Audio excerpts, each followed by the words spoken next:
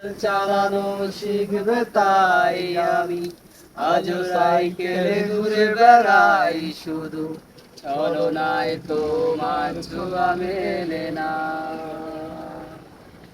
তুমি কবিতাগুলো পড়বে তাই আমি আজও রাত জেগে ছন্দ সাজাই, রাত শেষে শুধু ভোর ফিরে আসে না। আমি তোমাকে বুঝিয়ে দেবই তাই ব্যাগে আজও রাখি ফিজিক্স বই, তুমি নেই তাই বইটা খুলি না।